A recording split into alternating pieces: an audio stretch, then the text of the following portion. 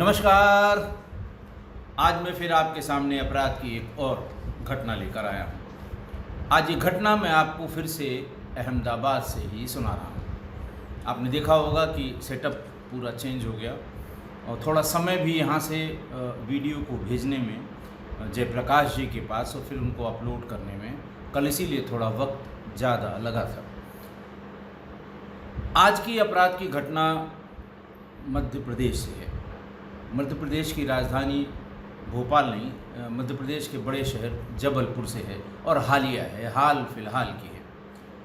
बात 23 अप्रैल 2024 की है, यानी बिल्कुल हाल फिलहाल की। एक थाना है वहाँ कुंडम। सुबह 11 बजे रंजीत मार्को जो पटवारी हैं, वो खुद थाने पर पहुँच गए करीब 11 बजे और उन्होंने बताया कि मेरी पत्नी सरला, जिनकी उम्र 29 वर्ष है, 22 अप्रैल की रात बिना बताए घर से कहीं चली गई हैं। हमारे 1.5 साल के बच्चे को बेटे को वो घर पर ही छोड़ गई और अपना मोबाइल लेकर, सिर्फ मोबाइल लेकर घर से बाहर निकल गई। थाना प्रभारी ने पूछा कोई वजह? बोले कुछ नहीं साहब, पति पत्नी में जो आपस में छोटी मोटी बातें होती हैं, इसके अलावा कोई बड़ी वजह नहीं थी, लेकिन लगता है गुस्से में चली गई। हमने पूरी रात इंतज़ार किया लेकिन वो नहीं आई, इसलिए इस समय यानी 11 बजे मैं थाने पर उपस्थित होकर उनकी गुमशुदगी लिखवाना चाहता हूँ। बहरहाल पुलिस ने उनकी गुमशुदगी दर्ज कर ली और जैसा कि रंजीत मार्को ने ये बताया था कि वो मोबाइल लेकर गई है, तो लिहाजा वो मोबाइल भी उसका नंबर भी दिया, नंबर CDR उसका निकाला गया, नंबर ट्रेसिंग पर लगाया गया और ये जानने की कोशिश की गई कि आखिरकार ये किस तरफ गई होगी। पुलिस को सरप्राइज़ तब हुआ जब पुलिस ने ये देखा कि मोबाइल अभी चल रहा है। बार बार थाने से मोबाइल को मिलाया गया, रिंग पूरी जाती रही, लेकिन किसी ने फ़ोन उठाया नहीं। जब तक रिसीव नहीं होगा तब तक उसका उस समय का लोकेशन मिलना मुश्किल होता है, यानी जब तक कनेक्ट नहीं होगा तभी उसकी CDR में वो रिफ्लेक्ट होगा कि कहाँ से ये कनेक्ट किया गया है। दूसरा तरीका है कि आप SMS अगर भेजेंगे तो जब SMS की डिलीवरी होगी तो वो किस टावर से हुई है वो ये बात बता देगा कि कब कहाँ पर ये मोबाइल इस समय अवस्थित है, जिससे फिर पुलिस को आसानी होगी। खैर, पुलिस ने टेस्टिंग वाले SMS भेजे और SMS से उसकी लोकेशन का पता लग गया। गांव जहां का ये रहने वाला था रंजीत मार्को, इससे करीब 4 किलोमीटर की दूरी पर वो फ़ोन बार घंटी बज रही थी। आने जाने वाले ने किसी ने उठाया। उठाने के बाद पुलिस ने पूछा कहाँ पर हैं और फिर पुलिस ने उसको बरामद कर लिया।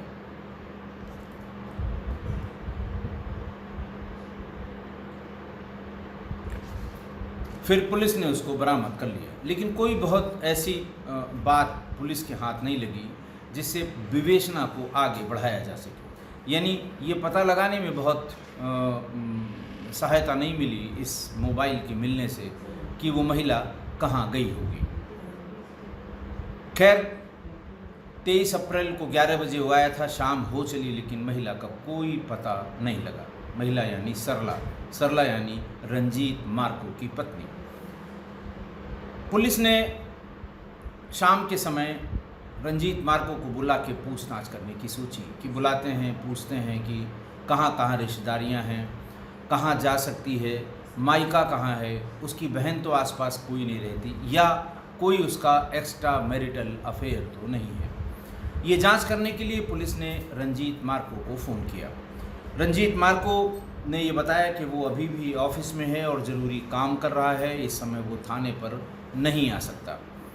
ये थोड़ा आश्चर्यजनक लगा कि जिसकी पत्नी गायब हो, गुमशुदगी उसी ने लिखाई हो और वो सवेरे से ऐसा बता रहा था कि सवेरे से मैं एक ज़रूरी काम में लगा हुआ हूँ। बहरहाल पुलिस को जब ये हल्की सी शंका हुई तो वो डिंडौरी ज़िले के शहपुरा तहसील पहुंच गई, जहां पर वो पटवारी पदस्थ था। वहां जाकर उससे पूछताछ शुरू की, कितने रिश्तेदार हैं, तुम्हारे किस रिश्तेदार के संपर्क में हो सकती है, उसके अपने मायके के कौन कौन से रिश्तेदार हैं, कहाँ उसका होना पाया जा सकता है। इस तरह के सवाल जो पुलिस करती है ये जानने के लिए कि वो कहाँ गई होगी, उस तरह के सवाल उससे पूछा। उसके बाद उसके आचरण, व्यवहार, उसके किसी तरह के कहीं पर कोई संबंध, इसके बारे में भी पुलिस ने वहाँ सहकर्मियों से, आसपास के स्टाफ से जानने की कोशिश की। वहाँ के लोगों से बातचीत करके पुलिस को ये ताज्जुब हुआ कि 23 तारीख को ये थोड़ा विलंब से आया और आकर रंजीत मार्को ने लोगों को ये बताया कि मुझे थोड़ा देर इसलिए हो गई क्योंकि मेरी पत्नी कहीं चली गई है और उसकी सूचना देने के लिए मैं थाने पर गया था। थाने पर जाने की वजह से मुझे आने में थोड़ा विलंब हो गया। ऑफिस के लोगों ने बताया कि उसके बाद वो लगातार काम करता रहा। पुलिस को ये थोड़ा सा संदेहास्पद लगने लगा। उसके बाद पुलिस वहाँ से चली आई और उससे ये कहा कि आप कल सुबह थाने होकर, यानी 24 अप्रैल को थाने होकर तब ऑफिस आइएगा। लेकिन वो सीधे ऑफिस चला गया। पुलिस को फिर ऑफिस जाना पड़ा। पुलिस ने उसको धमकाया भी कि जब तुमसे कहा गया था कि कुछ और सूचनाएं इकट्ठा करनी है, तुम्हारी दी गई सूचनाओं को वेरीफाई करना है, तो तुम सीधे क्यों चले गए? मेरी तो समझ में नहीं आ रहा है कि तुम्हारी पत्नी चली गई है, गायब हो गई है, गुमशुदगी तुमने लिखाई है और तुम्हें उसकी कोई फिक्र नहीं लग रही है। तब भी वो थाने पर आने को तैयार नहीं हुआ। पुलिस फिर से गई। अब की बार पुलिस अपने साथ उठे उसे थाने पर लेकर आई। वहाँ उससे इनिशियल पूछताछ हुई तो पता लगा कि मार्को मूल रूप से कुंडम तहसील के गांव चौरई का रहने वाला है। इसके पिता राम सिंह चौरई से कुछ दूरी एक गांव में ग्राम सचिव हैं। फिर पूरी डिटेल उससे बातचीत शुरू हुई।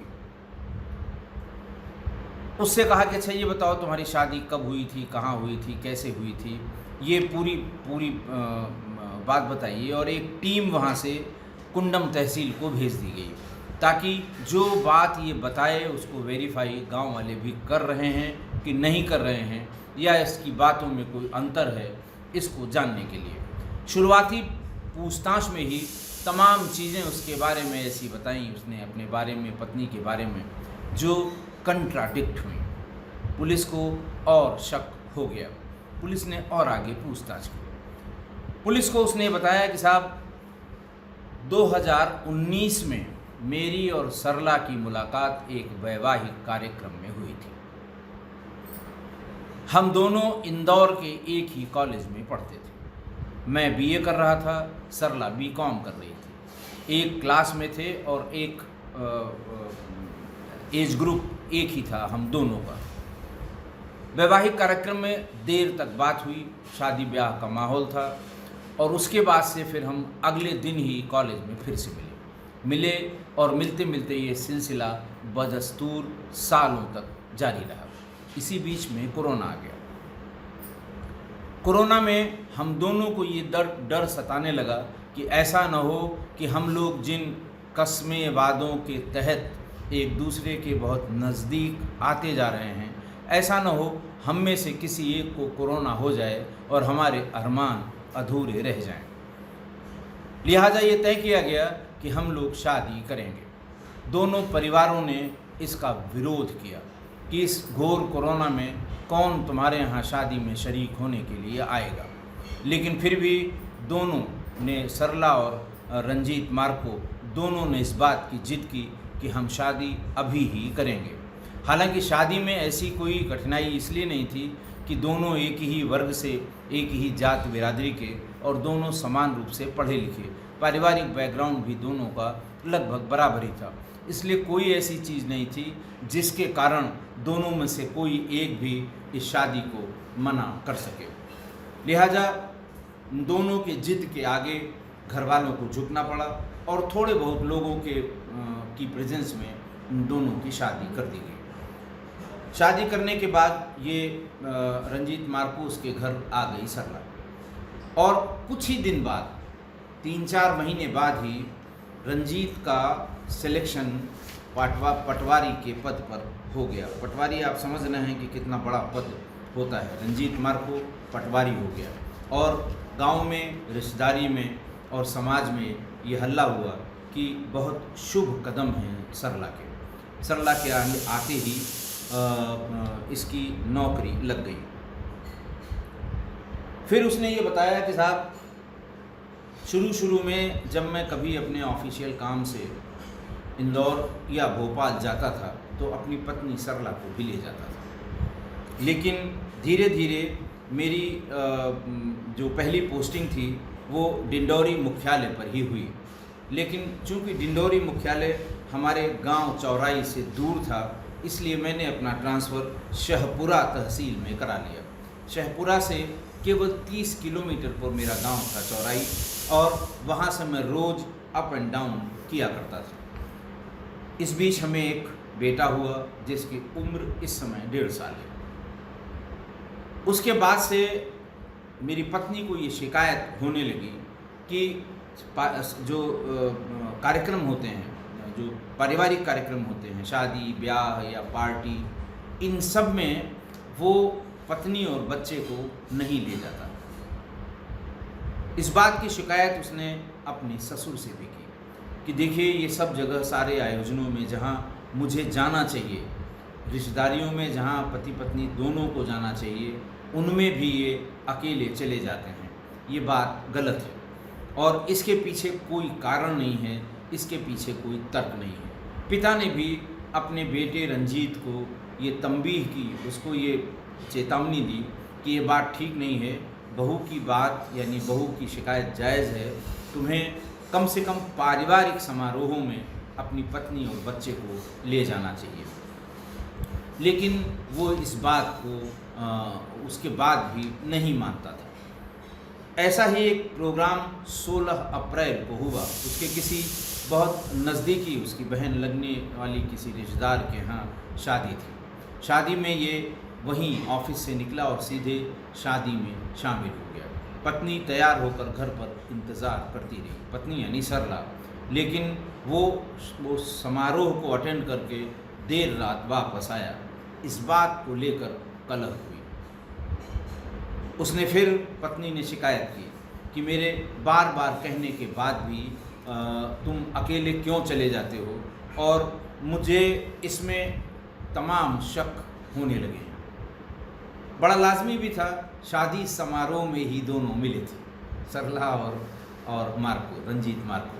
तो ऐसा हो सकता है कि उसके दिमाग में ये बात घूमने लगी हो कि समारोहों में मुझे नहीं ले जाते हैं, ऐसा तो नहीं कोई और खिचड़ी कहीं पक रही हो। तो जायज़ है, एक पत्नी के नाते उसके इस तरह के शक जायज़ हैं, और उसने इस बात को लेके 16 अप्रैल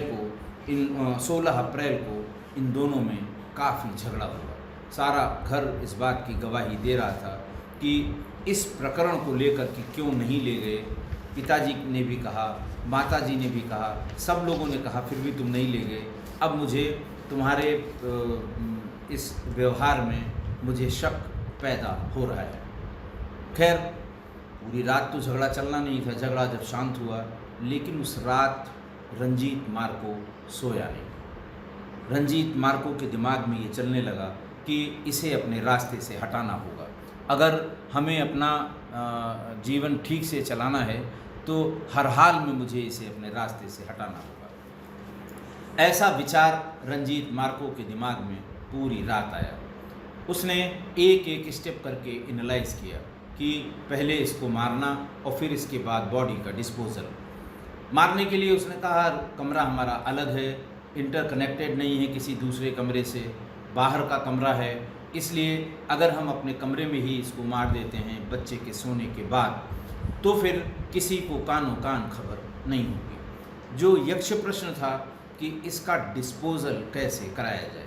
अब सोचिए, 16 अप्रैल से दिमाग लगाना शुरू किया, और 16 अप्रैल से लगातार जो उसकी ब्राउज़र हिस्ट्री बताती है कि वो यूट्यूब पर और गूगल पर लाश के डिस्पोज़ल के तमाम तरीक़ों के बारे में अलग अलग घटनाओं से संबंधित अध्ययन करने लगा और इस बात पर पहुंचा कि कहीं फेंकने पर, ज़मीन में गाड़ने पर दुर्गंध जरूर आ जाती है, लोगों को पता लग जाता है, पुलिस आ जाती है और घटना खुल जाती है। सिर्फ एक ऐसी जगह है या एक ऐसा डिस्पोज़ल है जिसमें दुर्गंध नहीं आती, नंबर 1।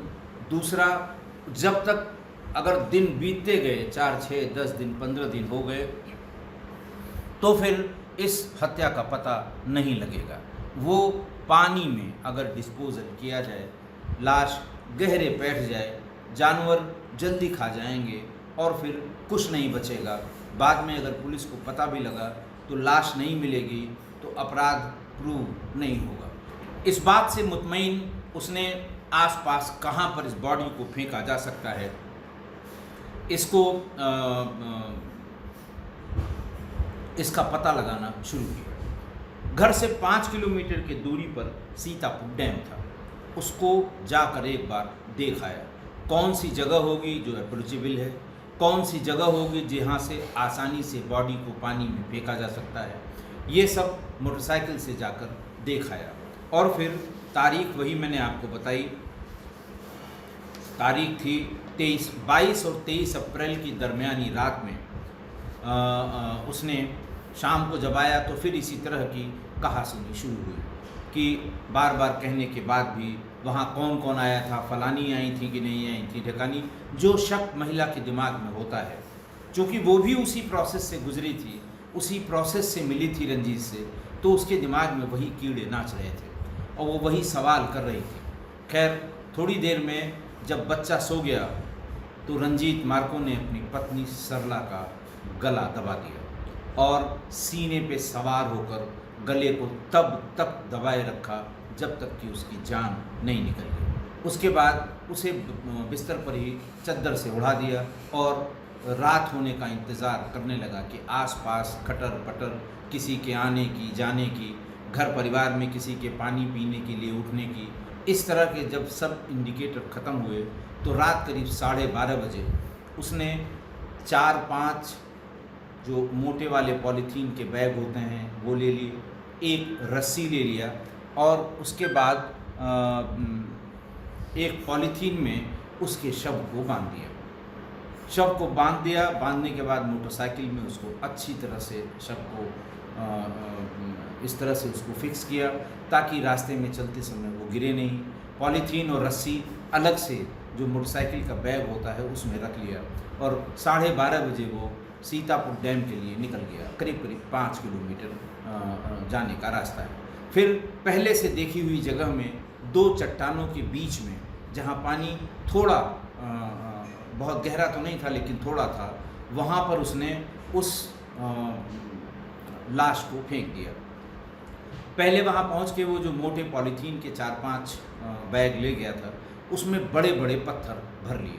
उन पत्थरों को सारे पॉलीथीन बैग को अच्छी तरह से उस डोरी, जो अपने साथ डोरी ले गया था, उसको बांध लिया और फिर उस डोरी को जिसमें वो पत्थर बांधा गया था उससे शव को लपेट दिया ताकि पत्थरों के भार से शव नीचे बैठ जाए और फिर कभी ऊपर ना आए। ऐसा करके उसने 2 चट्टानों के बीच में उस लाश को फेंक दिया। एक गलती ये पूरी बात उसने YouTube से ज्ञान प्राप्त किया था कि कैसे मैं साफ साफ बच जाऊँ और कैसे मेरी पत्नी साफ साफ निपट जाए। तो उससे एक गलती इसमें ये हुई कि जिन पत्थरों को पॉलीथीन के बैग में रखा गया था, लाश के डूबने के बाद उनमें से 2-1 बैग ऊपर आ गए, यानी हवा की वजह से उनके भीतर जो हवा भरी रह गई उनकी वजह से वो थोड़ा सा ऊपर दिखाई पड़ने लगे क्योंकि पानी बहुत गहरा नहीं था। रस्सी भी थोड़ी लंबी हमारे ख्याल से बांधी होगी। वो 2 पॉलीथीन के बैग ऊपर से दिखाई दे रहे थे, इससे उसको शंका हो गई। पहले तो उसने कोशिश की कि पानी से नीचे पानी में उतर के इसे घसीट के थोड़ा गहरे में ले जाएं, लेकिन तब तक 4 बज गए थे। वहाँ पर आवागमन लोगों का शुरू हो गया था। गांव बहुत दूर वहाँ से नहीं थे, एक गांव तो 2-2.5 किलोमीटर पे था, इसका गांव करीब 5 किलोमीटर पे था। लिहाजा लोगों का आना जाना सुबह होने की वजह से होने लगा। उसने ये देखकर आसपास डैम में आपने देखा होगा बहते हुए पानी में सूखी लकड़ियों की भरमार रहती है, और यही हुआ, सूखी लकड़ियाँ वहाँ से इकट्ठा करके उस ऊपर तैरते हुए जो 2 पॉलीथीन थोड़े थोड़े दिखाई दे रहे थे, उनके ऊपर सूखी लकड़ियाँ और पत्ते रख दिए। तब तक हल्का हल्का उजाला होने लगा। ये देख के कि अभी कोई इस बात को देखेगा, मेरी प्रेजेंस को नोट करेगा, कल को वो गवाही देगा। वहाँ से वो भागकर घर चला आया, आराम से सोया, उठा, नहाया धोया, तैयार हुआ और सीधे थाने पहुँचा। थाने पर जाकर उसने वही कहानी बताई कि मेरी पत्नी 23 तारीख की रात में यहाँ से 23 अप्रैल की रात में कहीं चली गई और आज तक उसका पता नहीं लगा, ऐसा हुआ वैसा हुआ, मोबाइल ले गई, बच्चे को छोड़ गई, जो भी बताया। उसके बाद वहाँ से सीधे अपने जहाँ पर पदस्थापित था, जहाँ उसकी पोस्टिंग थी, वहाँ पहुँच गया और अपने काम में लग गया। उसके बाद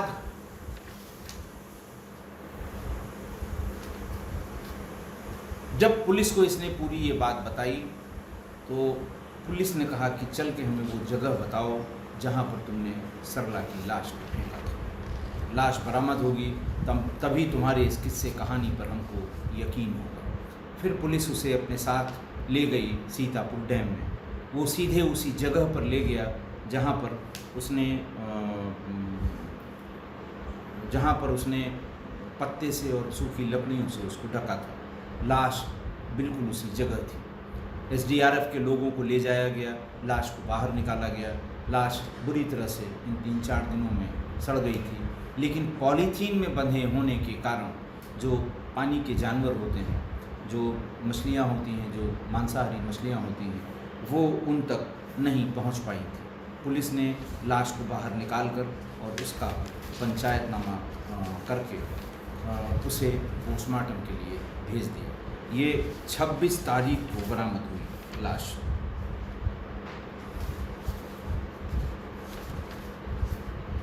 आज की घटना देखिए, रंजीत और सरला की प्रेम कहानी उनके कॉलेज में मशहूर थी। सब लोग जानते थे कि ये BA में है, वो BCom में है, और जहाँ 1 घंटे का इनके यहाँ ओवर हुआ या उनके यहाँ जैसे भी मौका मिलता था, ये दोनों वहाँ की मशहूर जगहों पर जाकर मिला करते थे। निगाहें उस समय, उस उम्र में सब लड़के और लड़कियों दोनों की निगाहें सिर्फ इसी तरह की एक्टिविटी पर लगी रहती हैं। लिहाजा ये दोनों, इनकी प्रेम कहानी मशहूर थी। तभी कोरोना काल आ गया, पहला वाला कोरोना काल, जो आप समझ रहे हैं कि बहुत मुश्किल दौर वाला था। मौत का मंज़र उस समय बहुत आम हो चला था। ऐसे में ये कस्में वादे खाने वाले ये 2 जोड़े, इनको ये लगा कि कहीं हम में से एक कोई पहले कोरोना से ग्रसित हो गया तो फिर हम अलग अलग कैसे रहेंगे, और इस तरह की बातें जो आप समझ ही रहे हैं। उस समय कॉलेज के दिनों में जो 2 लोग जैसी भी बातें कर सकते हैं वो की उन्होंने, और उन्हें ये लगा कि हम साथ जिएंगे, साथ मरेंगे, इसके लिए ये ज़रूरी है कि हम दोनों शादी करें। उसी घोर कोरोना काल में दोनों ने अपने अपने परिवार को कम्युनिकेट किया कि हम शादी करेंगे। परिवार वालों को भी ताज्जुब हुआ कि ऐसी क्या जल्दी है, लेकिन बात उन दोनों की थी कि अगर किसी एक को हुआ तो फिर साथ में रहेंगे तो दोनों को होगा, जिएंगे तो साथ जिएंगे, मरेंगे तो साथ मरेंगे। अब आप समझ ही सकते हैं, वो उस उम्र में, उस जगह पर, उस पड़ाव पर यही मानसिकता बार बार हिलोरें मारती है। घर वाले ये कहते रहे कि भाई शादी में कोई अड़चन तो है नहीं, हम कुछ दिन बाद जब ये कोरोना थोड़ा शांत होगा तो उसके बाद कुछ दिन बाद धूमधाम से शादी करेंगे। लेकिन ये दोनों नहीं माने और केवल 2-4 रिश्तेदारों को मनाकर उनकी मौजूदगी में इन लोगों ने शादी कर ली। शादी होते ही रंजीत मार्को की नौकरी लग गई, पटवारी हो गया। आप समझ रहे हैं ना, पटवारी। तो सब कुछ आज की तारीख में पटवारी के बहुत से किस्से मशहूर हैं। पुराने ज़माने में, यानी अंग्रेज़ों के ज़माने में, पटवारी कलेक्टर से ज़्यादा पावरफुल होता था। ऐसा कहा जाता है, कि विदंतियों में बताया जाता है कि किसकी ज़मीन किसको लिख दें किसकी ज़मीन किसके नाम ट्रांसफ़र कर दें। बताते चलें कि इसी सिलसिले में ताजमहल किसी दूसरे के नाम किए जाने की एक घटना आज़ादी के पहले की लोग कोट करते हैं कि पटवारी ने खसरा नंबर बदला और ताजमहल किसी प्राइवेट आदमी के खाते में चला गया। कुछ इस तरह की बातें। पटवारी चूँकि ज़मीन का और ज़मीन के रिकॉर्ड्स का, भू आलेखों का और भू अभिलेखों का, इन सब का मास्टर होता है, दिन रात इसी में होता है वो। और आप इनका प्रभाव अगर देखना हो तो गांव में देखिए कि जरीब से किसकी कड़ी किधर नाप दें, कोई चैलेंज भी नहीं कर पाता। तमाम उसको एक्सप्लेन करने के लिए उसके पास तमाम फैक्ट्स होते हैं। सारे झगड़े की जड़ भी पटवारी ही होते हैं। भूमि विवाद जितने जिस गांव में पनपे होंगे पुराने, उनकी जड़ में अगर आप जाएंगे तो पटवारी ही होगा, जिसका नया नाम हमारे उत्तर प्रदेश में लेखपाल कहा जाता है। So it is all powerful post. उसमें उसका सिलेक्शन हो गया, वाह वाह हो गई, घर वाले खुश हो गए और घर वाले बाहर वाले सब कहने लगे कि लड़की के पाँव बहुत शुभ हैं, बहुत अच्छा किया रंजीत ने ये शादी कर ली, बहुत बढ़िया किया। इसके शादी होते ही देखिए ये पटवारी हो गया। फिर जब धीरे धीरे पटवारी अपने रंग में आना शुरू हुआ तो पैसा, दौलत, शोहरत ये सब रंजीत पर भी हावी होने लगी और बाकी सारी चीज़ें गौड़ होती गईं कि क्या कस्में खाए थे, क्या वादे किए थे, क्या साथ जीने साथ मरने के भगवान को साक्षी माना था। सब चीज़ें धीरे धीरे नीचे चली गईं, नीचे होती गईं और पैसा, दौलत और शोहरत उसके ऊपर सिर चढ़कर बोलने लगा। और इसी में उसकी नई नई लड़कियों से जो संबंध हैं उनकी चर्चा भी होने लगी कि ये फलाने को वहाँ उसने देखा और ठिकाने को उसने वहाँ देखा। शायद यही बात सरला को कहीं न कहीं से पता लगी होगी और वो इसीलिए इस बात का विरोध करती थी कि कहीं अगर पारिवारिक कार्यक्रम में या सामूहिक कार्यक्रम में जाना है तो मुझे साथ ले चला कर। लेकिन ये बात अब रंजीत को जहर जैसी लगती थी। जब भी वो शिकायत करती थी तो वो ऐसा लगता था कि जहर बोल रही है, जहर की तरह ये बात अपनी कह रही है। और तभी उसने उसको मारने का मन बना लिया और मारा भी। जरा सा भी हिचक नहीं हुई कि ये वही लड़की है जिसके चक्कर में मौत के उस मंजर के बीच में हमने शादी की थी। किसी रिश्तेदार को नहीं बुलाया था, सब कुछ भूल गया और उसकी निर्मम हत्या कर दी। डिस्पोजल मतलब लाश के डिस्पोजल का ज्ञान तो यूट्यूब से उसने प्राप्त कर लिया कि साहब ऐसे ऐसे करेंगे तो कुछ नहीं पता लगेगा। लेकिन ये ज्ञान उसको नहीं हो पाया कि पत्नी के गायब होने के बाद भी रोज़ ऑफिस के काम में एकदम मस्त रहना, एक भी दिन पत्नी को ढूंढने या ढूंढने जाने की कोशिश न करना, पत्नी के गायब होने के संबंध में किसी रिश्तेदार से बात भी न करना, ये शंका की सबसे बड़ी वजह थी। और जब पुलिस को ये पता लगा कि इसने पत्नी को ढूंढने का कोई उपक्रम भी, झूठा उपक्रम भी नहीं किया, ये बदस्तूर उसी दिन से अपने ऑफिस को अटेंड करता रहा, तभी पुलिस को शक हुआ था। अब ये ज्ञान तो यूट्यूब पे मिलेगा नहीं कि आप मारने के बाद, डिस्पोजल के बाद किस तरह का व्यवहार करेंगे। ये तो जो एक्सपीरियंस लोग हैं उनको एक्सपीरियंस से ही पता लगता है। बहरहाल इस अपनी अज्ञानता या अपनी मूर्खता की वजह से पुलिस को संदेह हुआ और इसी संदेह में पुलिस पकड़कर उसे थाने पर ले आई। देखिए, कल भी मैंने इसी तरह प्रेम विवाह की, कल और परसों ये बात की थी कि प्रेम विवाह ये बिल्कुल चाइनीज़ सामान की तरह है, कतई टिकाऊ नहीं है, इनकी कोई ना गारंटी है ना वारंटी है, खासकर तब जब सोशल मीडिया पर हुए। 19 की बात बताई जा रही है, सोशल मीडिया ही एक्टिव था और कोरोना में तो सोशल मीडिया पर 10 गुना अधिक समय लोग व्यतीत करते थे। बड़ा नेचुरल है, दोनों के बीच जो कुछ भी पनपा होगा, जिसके लिए शादी की जल्दी हुई होगी, वो इसी सोशल मीडिया की वजह से होगा। तो किसी ने कल टिप्पणी की, आप देखिएगा लिखा हुआ है उसमें कि आप प्रेम विवाह या लव मैरिजेस के विरोधी हैं। आपकी बातचीत से ऐसा लगता है, आपके विश्लेषण से ऐसा लगता है कि आप इसके विरोधी हैं। मैं बता दूं, मैं बिल्कुल विरोधी नहीं हूँ, मैं कतई विरोधी नहीं हूँ। मैं ऐसे किसी काम का विरोधी हूँ जिससे अपराध पनपता हो, ऐसे किसी काम का विरोधी हूँ जिसके कारण अपराध हुआ।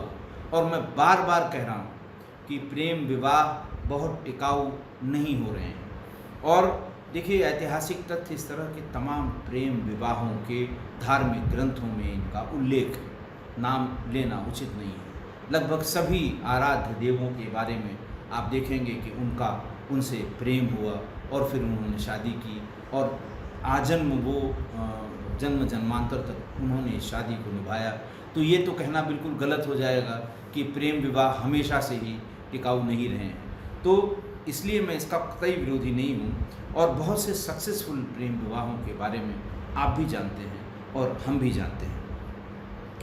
लेकिन आज भी बहुत से ऐसे प्रेम विवाह वाले जोड़े हैं जो सक्सेसफुली रह रहे हैं। कहीं कोई इनमें कोई आपस में ट्यूनिंग में कोई दिक्कत नहीं है।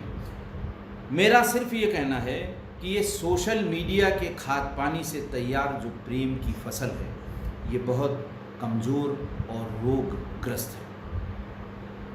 ये फलित नहीं होती है, ये फसल बीज नहीं पैदा कर पाती, आगे प्रोपोगेट नहीं कर पाती, और इतना आपस में, मतलब कीटनाशक का भी ऐसी फसल पे कोई असर नहीं पड़ रहा है। ये जो सोशल मीडिया के खेत में ये जो प्रेम की फसल तैयार हो रही है, मैं इसकी बात कर रहा हूँ कि ये कभी लॉन्ग लास्टिंग नहीं हुई है। मैंने आपको सैकड़ों इस तरह के अपराध की घटनाएं बताई होंगी जिसमें इस तरह के प्रेम विवाह का क्या हश्र हुआ है, ये मैंने आपको बताया है। तो इसके लिए आप जो दो पार्टीज़ या दो लोग इसमें हैं, एक दूसरे की मानसिकता को अच्छे से समझना होगा कि आकर्षण किसी दूसरे कारण से तो नहीं है, मन से ही है कि किसी दूसरे कारण से है, और समझना होगा। वरना ये जो ऊपरी आडंबर के अगर आकर्षण ऊपरी आडंबर से है तो इसके जाने में कतई देर नहीं लगेगी, और इसी वजह से ये लव मैरिजेज सक्सेसफुल नहीं हो रहे हैं। आशा है आप मेरी इस बात से सहमत होंगे। आज के लिए इतना ही। बहुत बहुत धन्यवाद।